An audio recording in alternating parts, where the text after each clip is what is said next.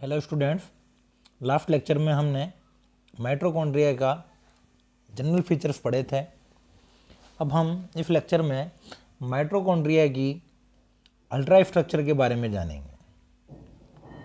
Mitochondria की ultra structure का means उसकी परासंरचना, यानी उसकी अंदर जो है, अगर हम जब किसी सेल को देखते हैं, कोशिका को देखते हैं, तो कोशिका में जो माइटोकॉन्ड्रिया पाया जाता है, उस माइटोकॉन्ड्रिया की आंतरिक संरचना किस प्रकार से बनी होती है। आपको इस स्लाइड पे जो नज़र आ रहा है वो माइटोकॉन्ड्रिया की आउटर के साथ उसकी इनर सरफेस का एक व्यू है, इनर स्ट्रक्चर का एक व्यू मात्र है, परंतु उसमें आंतरिक रूप से कौन से एंजाइम्स पाए जाते हैं, किस किस प्रकार की संरचना पाई जाती हैं, किस प्रकार के रसायन उसमें होते हैं, उन सभी के बारे में हम यहाँ पर इस लेक्चर में विस्तृत रूप से अध्ययन करेंगे। अगर हम बात करते हैं माइटोकॉन्ड्रिया की परासंरचना, तो माइटोकॉन्ड्रिया मुख्यतः तीन मुख्य भागों से मिलकर बना होता है, जिसे हम क्रिस्टा या कोट के रूप में, सेकंड मैट्रिक्स और थर्ड वन F1 पार्टिकल के रूप में जानते हैं। यहाँ ये तीन मुख्य चीज़ें हैं जिन्हें हम जानते हैं। अगर हम इसके स्ट्रक्चर को देखें तो ये स्ट्रक्चर देखने पर हमें मालूम चलता है कि जो इसकी आउटर सरफेस है वो क्रिस्टा कहला रही है। इसके अंदर अगर हम देखें तो कुछ इनर फोल्ड्स पाए जाते हैं, अंतर्वलन पाए जाते हैं, ये क्रिस्ट्री यहाँ पर कहला रही है। तो बाह्य आवरण जो है आउटर मेम्ब्रेन और इनर मेम्ब्रेन के रूप में है। अंदर की तरफ जो है अंतर्वलन जो पाए जाते हैं वो क्रिस्टा कहलाते हैं। इसी के अंदर जो एक फ्लूइड भरा होता है वो मैट्रिक्स कहलाता है। जो अंदर की ओर जो फ्लूइड भरा हुआ है वो मैट्रिक्स कहलाता है। आउटर मेम्ब्रेन और इनर मेम्ब्रेन के मध्य जो स्पेस होता है उसे पेरीमाइटोकॉन्ड्रियल स्पेस कहा जाता है। यानी कि ये जो इनर मेम्ब्रेन और आउटर मेम्ब्रेन है, इनके मध्य जो ये स्थान होता है उसे कहा जाता है पेरीमाइटोकॉन्ड्रियल स्पेस। इसके अतिरिक्त यहाँ पर जो इनर फोल्ड्स होते हैं उन पर आंतरिक संरचना पर जो कर्णनुमा संरचना होती है, अंतर्वलन में जो एक कर्णनुमा संरचना होती है वृंत युक्त, उन्हें हम F1 पार्टिकल कहते हैं। जबकि बाहर की ओर जो यहाँ पर कर्णनुमा एक और संरचना जो अवृंत युक्त होती है उसे पार्सन सब यूनिट कहा जाता है। इसी मैट्रिक्स में और अधात्रि में यहाँ पर कुछ सर्कुलर DNA पाया जाता है, जिसे हम mtDNA के रूप में जानते हैं, माइटोकॉन्ड्रियल DNA के रूप में जानते हैं। तो ये यहाँ पर इसकी एक डायग्रामेटिक व्यू है, ये इसका एक डायग्रामेटिक व्यू है। उसके पश्चात हम इसकी जो अल्ट्रा स्ट्रक्चर हैं उसके बारे में हम अध्ययन करेंगे। तो ये चीज़ें जो अपने को नज़र आ रही हैं, हम एक एक करके सभी का विस्तृत अध्ययन करते हैं। तो सबसे पहले हम यहाँ पर क्रिस्टा या कोट पर जाएंगे। अगर हम क्रिस्टा या कोट की बात करते हैं, it is a double membrane cell organelle, जिसके बारे में हम पहले ही बात कर चुके हैं कि एक दोहरी झिल्ली युक्त कोशिकांग है जो फास्फोलिपिड व प्रोटीन लिपोप्रोटीन से मिलकर बना होता है। तो इसकी जो क्रिस्टा है या जो कोट है, अपर कोट है, वो आवरण मुख्यतः दो आवरणों से मिलकर बना होगा, जो कि प्रोटीन व लिपिड से मिलकर बना हुआ है। बाहर की ओर स्थित आवरण बाह्य आवरण, जबकि अंदर की ओर स्थित आवरण अंत आवरण कहलाता है। दोनों के मध्य की जो डिस्टेंस है वो लगभग 60 एंगस्ट्रॉम होती है, और इसके मध्य जो स्थान उपस्थित होता है उसे हम कहते हैं पेरीमाइटोकॉन्ड्रियल स्पेस, जो कि हम अभी डायग्राम से देख चुके हैं। पेरीमाइटोकॉन्ड्रियल स्पेस लगभग 40 से 70 एंगस्ट्रॉम होता है। ये वो स्थान है जहाँ पर ऑक्सीडेटिव डिकार्बोक्सिलेशन की क्रिया होती है। याद कीजिए, ऑक्सीडेटिव डिकार्बोक्सिलेशन ये वो भाग है जब ग्लाइकोलाइसिस द्वारा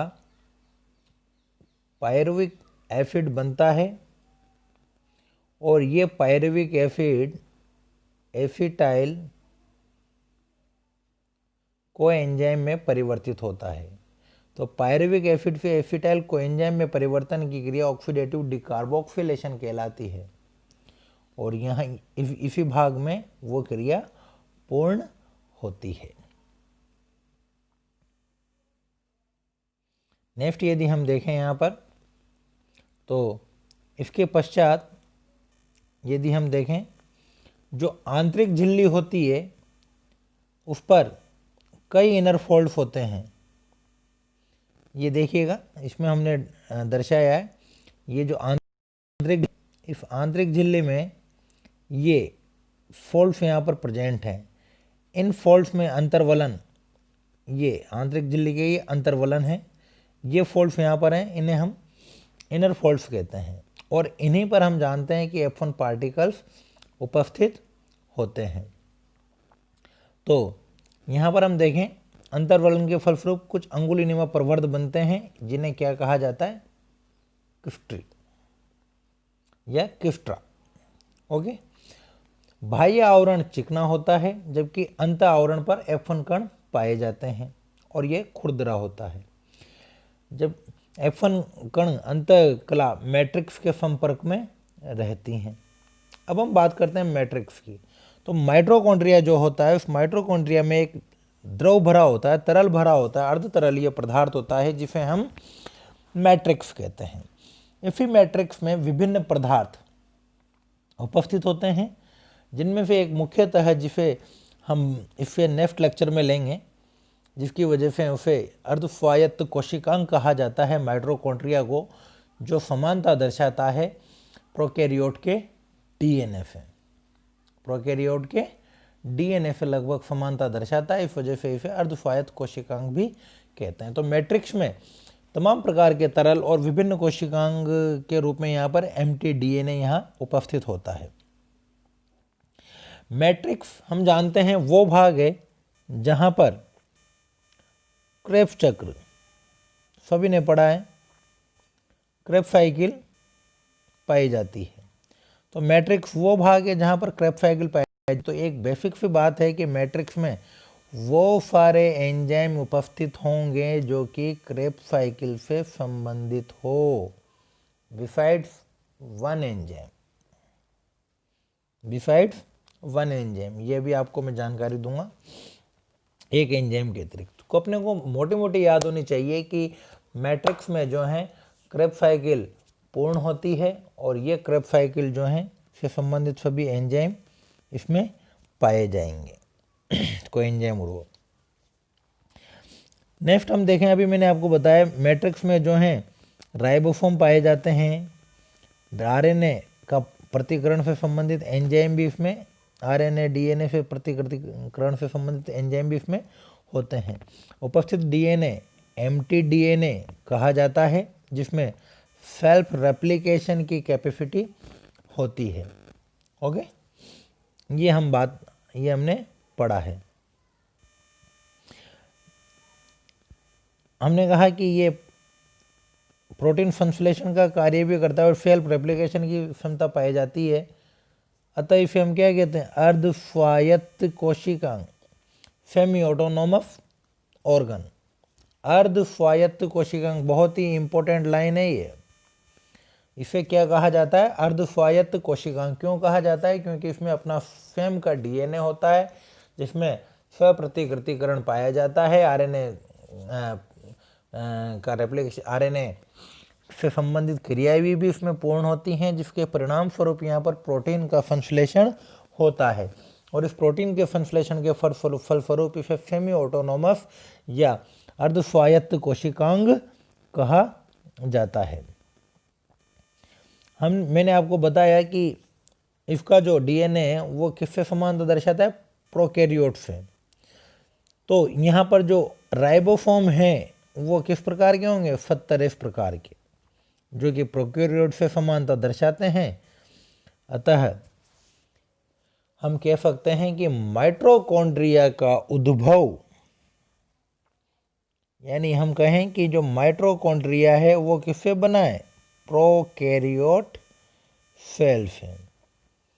माइटोकॉन्ड्रिया का उद्भव प्रोकैरियोट सेल से हुआ है। क्यों? क्योंकि इसमें भी 70 इस प्रकार का राइबोसोम पाया जाता है और यहाँ माइटोकॉन्ड्रिया में जो राइबोसोम होता है वो भी 70 इस प्रकार का ही होता है। इस वजह से हम कई बार कह देते हैं ए सेल इन द सेल, कोशिका के अंदर कोशिका, क्योंकि स्वयं का डीएनए यहाँ पर उपस्थित है। इस वजह से सेल इन द सेल की परिकल्पना भी हम यहाँ पर इससे सार्थक हुई मानते हैं। नेक्स्ट हम देखते हैं यहाँ पर F1 पार्टिकल। F1 पार्टिकल को लिए हम यहाँ पर ये डायग्राम देखते हैं और इस डायग्राम में आप देखोगे कि यहाँ जो ये पार्टिकल्स पाए जा रहे हैं, इस पार्टिकल का एक विस्तृत रूप यहाँ पर दिखाया गया है। यहाँ पर हम देखते हैं इस पार्टिकल 3 मुख्य भागों से मिलकर बना होता है, जिसमें सबसे पहले बेस, इसका व्रंत या स्टाक, इस वजह से इसे व्रंत युक्त कण कहते हैं, यानी हम इसे F1 पार्टिकल्स, और हेड होता है। ये सभी जो हैं ETF चक्र, कौन सा चक्र? ETF, इलेक्ट्रॉन ट्रांसपोर्ट सिस्टम से संबंधित जो क्रिया होती है वो कहाँ होती है? इस F1 पार्टिकल में। तो सीधा सा एक शाब्दिक अर्थ लें, ETF से संबंधित सभी एंजाइम्स और कोएंजाइम्स यहाँ पाए जाते हैं। यहाँ पर 4 प्रकार के कॉम्प्लेक्स हैं, कॉम्प्लेक्स 1 से लेकर कॉम्प्लेक्स 4 तक। जो बेस वाला भाग है उसमें कॉम्प्लेक्स 1 व कॉम्प्लेक्स 2 प्रेजेंट होता है, जबकि स्टाक में कॉम्प्लेक्स 3 और हेड में कॉम्प्लेक्स 4 उपस्थित होता है। एवं इसी से संबंधित यहाँ पर एंजाइम भी उपस्थित होते हैं। अगर आप इसे देखोगे तो थोड़ा हम एनलार्ज करके देखें, कॉम्प्लेक्स 1 में यूबिक्विनोन, NADH, रिडक्शन एंजाइम पाए जाते हैं। कॉम्प्लेक्स 2 में succinate coenzyme, succinate cytochrome reductase enzyme, और कॉम्प्लेक्स 4 में cytochrome A, A3, ATP synthetase enzyme आदि पाए जाते हैं। तो ये एक जनरल प्रोसेस है जो ETF चक्र इसमें पाया जाता है, तो उससे संबंधित एंजाइम व कोएंजाइम भी इसी में पाए जाते हैं। इसकी एक थ्योरी हम यहाँ पर देख लेते हैं। इस थ्योरी को यदि हम देखते हैं तो यहाँ पर इसे F1 पार्टिकल, एलिमेंट्री पार्टिकल, ऑक्सीफॉर्म या एरेंडलिज मॉर्गन सब यूनिट्स के रूप में जानते हैं। यानी F1 पार्टिकल फॉर फ्रेंडिज, एलिमेंट्री पार्टिकल्स प्रारंभिक कण, ऑक्सीफॉर्म या फ्रेंडिज मॉर्गन सब यूनिट्स के रूप में हम इसका नाम जानते हैं। हम यहाँ पर कहें ये 3 मुख्य भागों से मिलकर बना होता है। हमने कहा आधार भाग, व्रंत भाग और हेड, सिर वाला भाग। F1 कण का व्यास 85 एंगस्ट्रॉम होता है। 2 F1 कणों के मध्य की दूरी 100 एंगस्ट्रॉम के बराबर होती है। एक माइटोकॉन्ड्रिया में लगभग, याद रखिएगा, 10 to power 4 to 10 to power 5 F1 particles पाए जाते हैं। F0 F1 कॉम्प्लेक्स द्वारा ऑक्सीडेटिव फॉस्फोरिलीकरण या ETF की क्रिया पूर्ण होती है। और हम जानते हैं कि ETF द्वारा ही जो है ATP का निर्माण होता है, और यह ATP जो है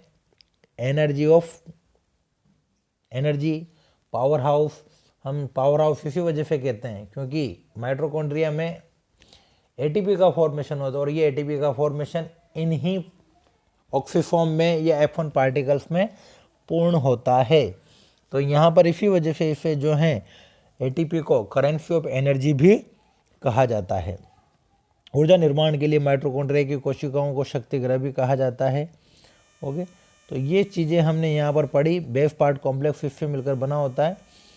ओके, और यही चीज़ें हमने यहाँ पर इसमें देखी। तो ये इसकी एक अल्ट्रा स्ट्रक्चर है जिसके बारे में हमें विस्तृत अध्ययन करना है।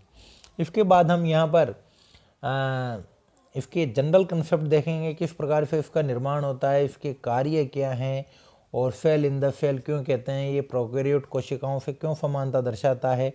इन चीज़ों का हम नेक्स्ट लेक्चर में अध्ययन करेंगे। ओके, तब आप इसे तब तक ध्यान से देखिएगा। धन्यवाद।